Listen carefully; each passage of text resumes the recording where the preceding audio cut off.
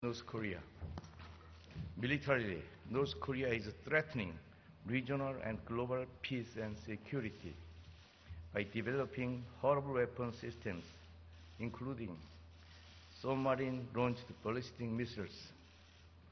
Politically, Kim Jong-un regime is hardening its political grip on people, and North Koreans are living under fear of brutal persecutions.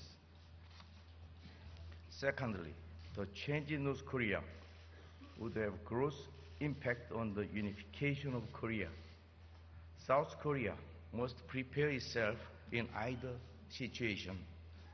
A sudden unification due to abrupt changes in North Korea, or a prolonged division of the Korean peninsula as North Korean regime survives. As sudden unification is never an easy task, the prolonged division would also be much more arduous and painful. Whatever the case, it is important that the people of North and South Korea share a common belief that unification would bring about a better future, then eventually a new road will open. Thirdly, in Northeast Asia, there have been conflict and cooperations among Korea, China, and Japan. The first step in healing wartime tragedy and the settled historical dispute is to acknowledge that the people of nations are all victims of past history and to share pain and sympathy together. Ladies and gentlemen, these are very important issues for Korea, but they also have serious impact on the future of Northeast Asia. On top of this, the unification of Korea is becoming an important factor to secure peace, security, and development of the world. Last year, the Chosun has set the agenda. Unification is the future of Korea, but that is now expanding to unification is for the world. Today, we gathered here to discuss these issues and problems. We humbly ask you, scholars, political leaders, and journalists, to give us your perspectives, wisdoms, and advice. I would like to thank you once again. I thank you very much.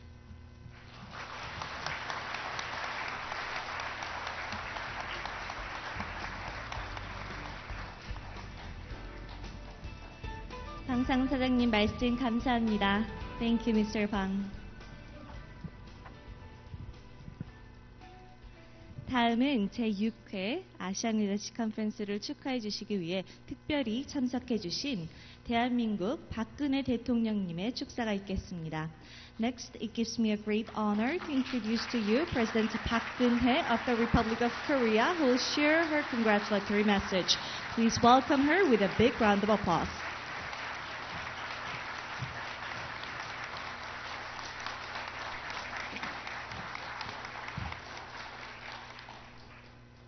존경하는 방상훈 사장님과 내외 귀빈 여러분, 제6회 아시안 리더십 컨퍼런스 개최를 진심으로 축하드리며 세계 각국에서 한국을 찾아주신 여러분을 환영합니다.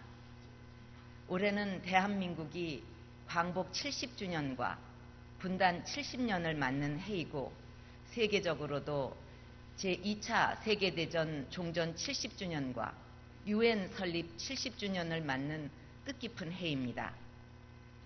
이러한 때에 세계 각국의 지도자와 석학들과 함께 한반도와 동북아시아, 더 나아가 유라시아와 세계를 위한 평화와 번영의 길을 모색하게 되어 의미 있게 생각합니다.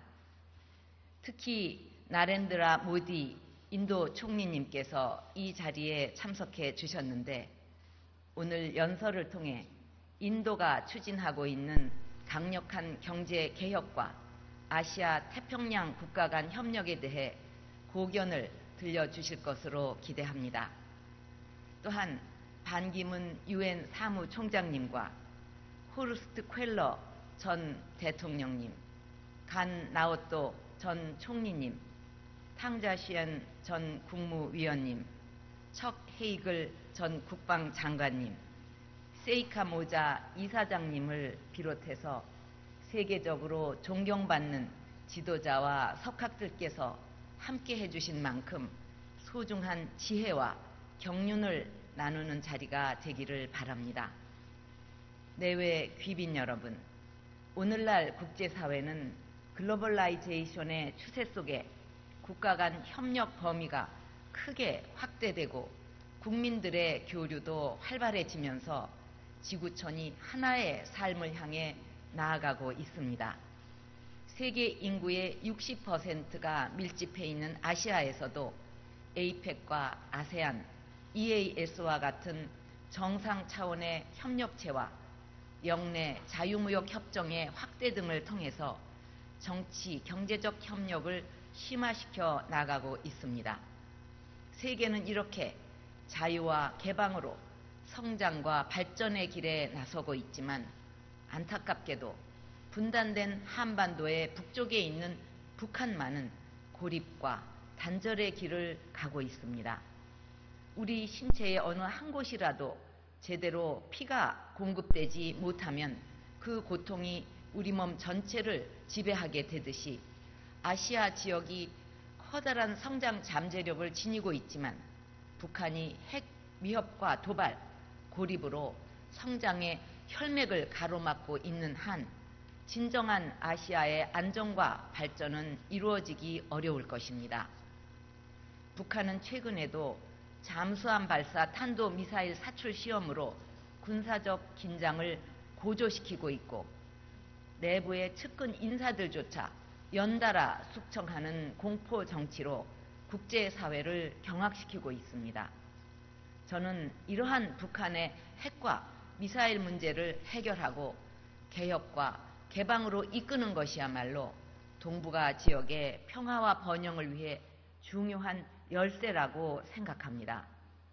한국은 북한의 어떠한 도발에도 일관된 원칙을 갖고 단호하게 대처하면서 북한이 국제사회와의 교류, 협력을 통해 정상적인 발전의 길을 걷도록 지속적으로 노력해 나갈 것입니다.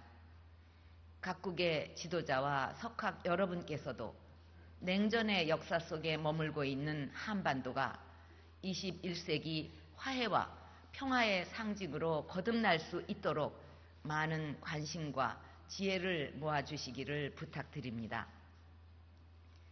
내외 귀빈 여러분, 북핵 문제를 포함해서 오늘날 아시아가 당면한 과제들은 개별 국가의 힘만으로는 해결하기 어려운 것들입니다. 십리를 갈 때는 신발끈을 매고 백리를 갈 때는 가방을 챙기고 천리를 갈 때는 같이 갈 친구를 챙긴다는 말이 있습니다. 우리 모두가 아시아의 일원이라는 인식으로 지혜를 모아나갈 때 아시아의 새로운 미래를 열어나갈 수 있을 것입니다. 우리 정부가 추진하는 동북아 평화협력 구상은 바로 이러한 인식에서 출발하고 있습니다. 영내 주요 국가들이 경제, 문화 교류의 역동성을 토대로 전통적 갈등의 고리를 벗어버리고 원자력 안전과 재난 대응, 사이버 안보, 기후변화 같은 연성 이슈부터 대화와 협력을 시작해 나간다면 점차 동북아시아를 소통과 화합의 무대로 바꿔나갈 수 있을 것입니다. 또한 저는 아시아에서 시작된 화합의 기운이 대륙 전체로 뻗어나가 유라시아를 하나의 대륙으로 연결시킬 수 있기를 희망합니다. 생명의 기본 원리가 순환과 흐름에 달려있듯이 아시아와 유라시아 대륙을 하나로 만들기 위해서는 먼저 남과 북을 단절시키고 유라시아의 교류를 가로막고 있는 한반도 분단의 철조망부터 걷어내고 평화와 공존의 새로운 질서를 만들어 내야만 합니다. 남북한과 국제사회가 함께 DMZ 세계 생태평화공원을 만들고 이것을 시작으로 남북한의 협력의 통로를 열어나간다면 동북아는 물론 세계의 평화에도 크게 기여하게 될 것입니다. 또한 북한 때문에 단절되어 있는 유라시아 물류 네트워크를 실크로드 익스프레스 실현으로 새롭게 연결하고 영내 전력망, 가스관 등 에너지 네트워크를 구축해 나가야 합니다. 이를 통해 유라시아는 사람, 자원, 상품이 자유롭게 이동하고 소통과 융합의 네트워크를 구축해서 세계 경제의 새로운 성장 동력을 제공하는 창조의 대륙으로 도약할 수 있을 것입니다. 내외 귀빈 여러분, 저는 한반도의 평화통일을 이루는 첫걸음은 남과 북의 주민들이 서로를 이해하고 소통하는 데에서 시작되어야 한다고 생각합니다. 남북 주민들의 화해와 협력의 작은 성취들이 한반도 통일을 이루는 중요한 토대가 되기 때문입니다. 이를 위해 저는 작년 3월 독일 드레스덴에서 남북 주민의 인도적 문제 해결, 민생 인프라 구축, 남북한 동질적 회복을 위한 구상을 밝혔습니다. 그 이후 환경과 문화, 스포츠 등 남북 간의 실질적인 협력의 통로를 열어갈 것을 제안하였으며 이를 지속적으로 추진하고 있습니다. 아직 북한이 호응하지 않고 있지만 분단의 고통을 해소하기 위한 민간 교류와 인도적 민생 협력을 꾸준히 추진해 나갈 것입니다. 먼저 평생을 고통 속에 살아오신 고령의 이산 가족들을 위해 정부 차원에서 모든 노력을 다할 것입니다. 북한에 지속적으로 이산 가족 상봉 재개를 촉구하는 한편 금년 내에 남북 이산 가족 1만 6천여 명의 영상편지 제작을 마무리하고 앞으로의 상봉과 사후 혈연 관계 확인을 위해 필요한 유전자 검사 사업도 조기에 완료될 수 있도록 지원할 것입니다. 또한 국제사회, 국내외 민간단체와 힘을 모아서 북한의 산모와 영유아를 위한 지원을 체계적으로 실시하고 북한 장애인들에 대한 지원 사업에도 착수하는 등 인도적 지원을 꾸준히 확대해 나갈 것입니다. 북한도 도발과 대결로는 아무것도 얻을 수 없다는 것을 깨닫고 하루속히 대화의 장으로 나와서 우리와 국제사회가 내미는 손을 잡아주기를 바랍니다. 내외 귀빈 여러분, 저는 북핵과 인권을 비롯한 북한 문제의 궁극적 해결책은 한반도의 평화통일이라고 생각합니다. 그리고 우리 국민 모두가 한마음으로 노력하고 국제사회가 우리의 노력을 지지한다면 한반도 평화통일은 머지않아 이루어질 것으로 믿습니다.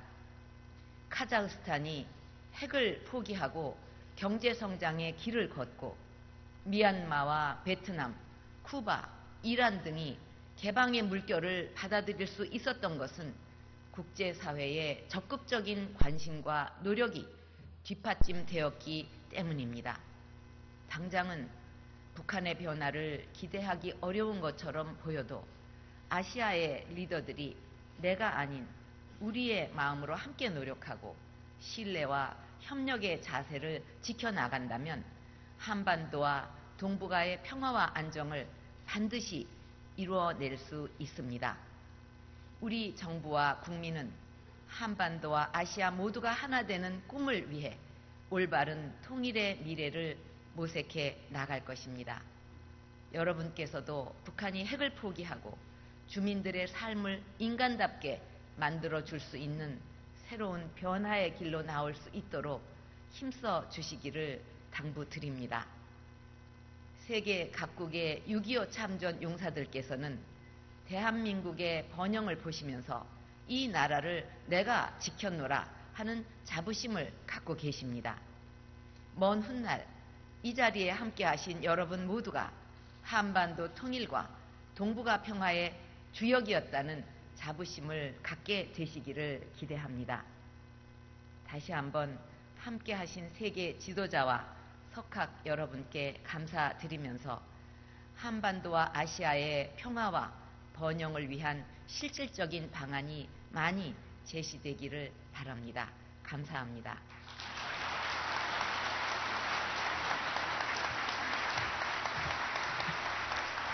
박근혜 대통령님 좋은 말씀 감사합니다. Thank you, Madam President.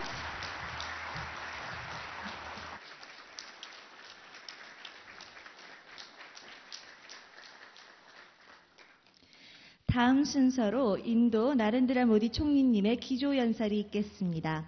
Next, the keynote speech will be delivered by Prime Minister Narendra Modi of the Republic of India. Please welcome him with a big round of applause.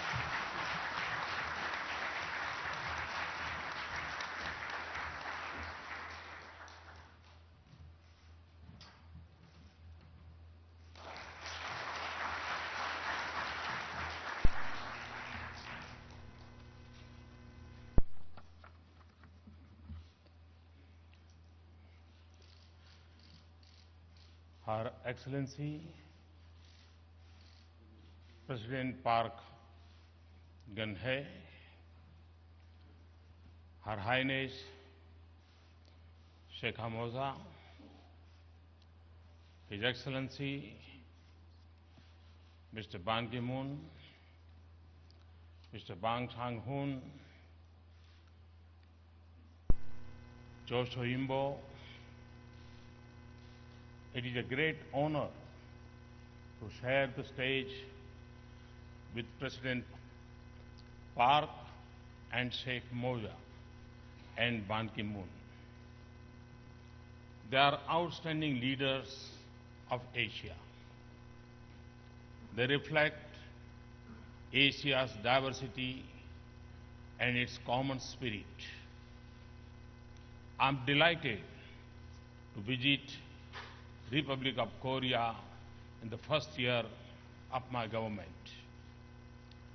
Long before Korean brands had found their way into Indian homes, Koreans had found their way into Indian hearts.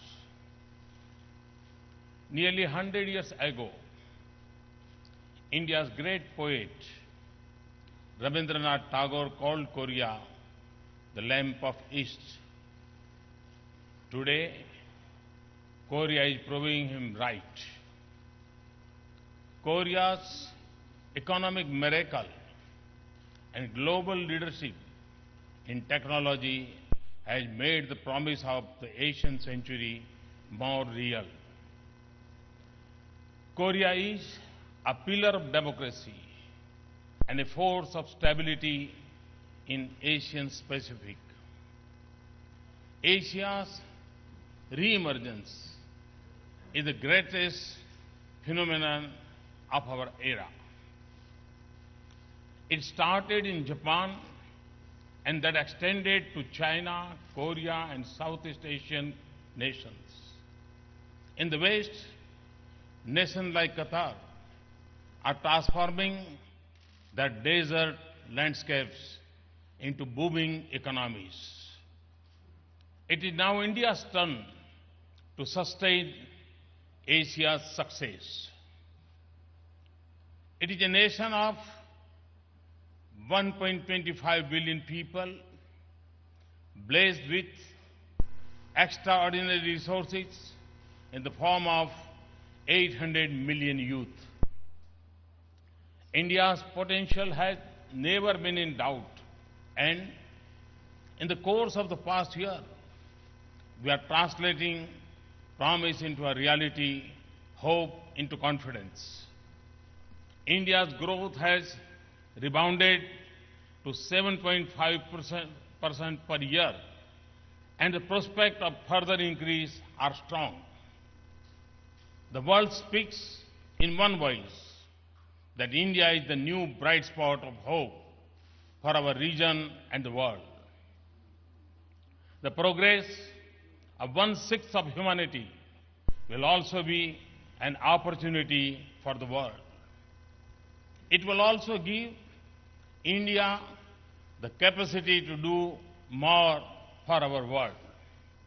Above all, India's progress will be an ASEAN success story, and it will be help make our Asian dream a bigger reality.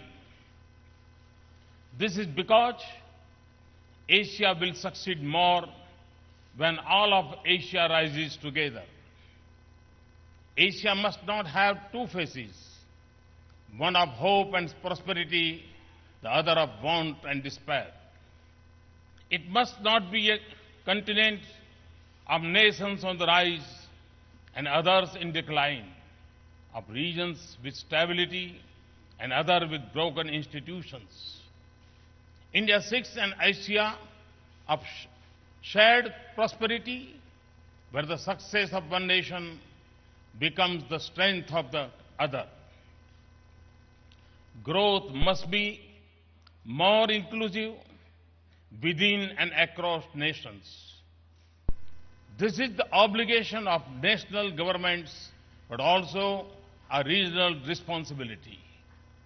That is why the future I dream for India is also the future want for our neighbors. As some of us in Asia become more prosperous, we must be prepared to share our resources and markets with those who need them. I am pleased to see many in Asia assume the responsibility. This is the principle that guides India's policies, and it comes from our timeless belief in the world as one family. Vasudhaiv Kutumbakam. We must also empower our youth with skills and education so that they can look to the future with hope. Over the next 40 years, 3 billion Asians will lift themselves into a higher level of prosperity. Asia's prosperity and rising population will place a huge demand on our limited resources. So our footprint on earth must become lighter as our economic weight increases. That is why I have often called for a change in lifestyle and a new pathways to prosperity. And I believe it is possible without compromising our future. Asia must also use its capacity for innovation and frugal manufacturing for affordable renewable energy. Reverence for nature is part of our shared heritage. Combating climate change is in our enlightened self-interest. That is why India has set a goal of 175 gigawatts of new renewable energy capacity over the next 5 years. But coal and oil will remain the key source of energy for all of us for a long time to come. So let us work together to make them cleaner and less harmful for nature. Our vision for inclusive growth will be incomplete unless we pool our innovation and technologies to transform our region's agriculture. Many of us have similar ecosystems and rural economies, and we have a long history of learning from each other. By 2025, a majority of Asians will live in cities. Many urban clusters in Asia will exceed the population of mid-sized countries elsewhere in the world. By then, by some estimates, India will host around 11% of the global urban population. So creating livable and sustainable cities of tomorrow should be our collective goal. That is why in India, I have placed so much emphasis on urban renewal and smart cities. And there is much that we can learn from cities like Seoul. If Asia must rise as one, Asia should no longer think of itself in regional fragments. Today, what happens in West Asia has a strong impact on East Asia. And what happens on the oceans will have influence on the Asian highlands. India is located at Asia's crossroads, and we will assume our responsibility to build an interconnected Asia. We must connect our regions through infrastructure and integrate them through trade and investments. We must also do everything possible to secure lasting peace and stability for Asia. This year, as we observe the 100th and 17th anniversary of the two wars, we should remember that peace is not inevitable. We must build institutions that promote cooperation on the principles of equality, coexistence, and international rules and norms. This will also mean that we work together to safeguard our commons for the benefit of all our oceans, outer space, and the cyberspace. This is a responsibility of each nation towards another. It is also our collective task against our common challenges, and that is terrorism, transnational crimes, natural disasters, and disease. Asia of dynamism, but also of uncertainties, must lead in shaping its course. But Asia of growing weight will also have to take greater responsibility for the world. And it must also seek a larger role in global affairs. We must work as Asians to reform the global institutions of governance, including the United Nations and its Security Council. Asia of revivalers will hold us back. Asia of unity will shape the world. In conclusion, I wish to say this. Through its history, Asia has been linked by the flow of religions, culture, knowledge, and trade. And Asia has also given much to the world. Greater religions over staples such as tea and rice, some of the finest human creations, and some of the most significant inventions and technologies. We have risen from tragic conflicts and the long shadow of colonialism. We have also seen Asia's strength and spirit. Let us now draw upon our heritage and synergies, our ancient wisdom and youthful energy to pursue a common purpose for ourselves and the world. Thank you. Thank you very much. Thanks a lot.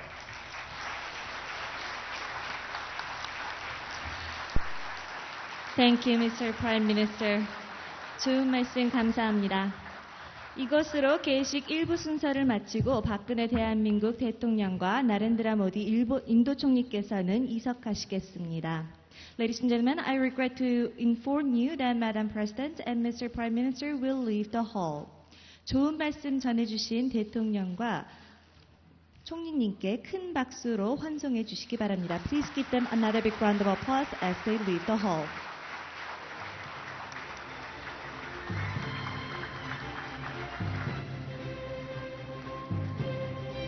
And I'd like to thank Madam President and Mr. Prime Minister for making this occasion more meaningful with your presence.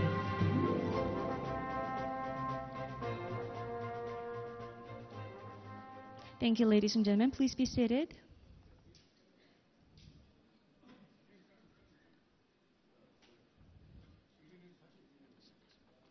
다음 순서로 반기문 UN 사무총장님의 기조연설이 있겠습니다. Next, keynote speech will be delivered by Secretary General Ban Ki-moon.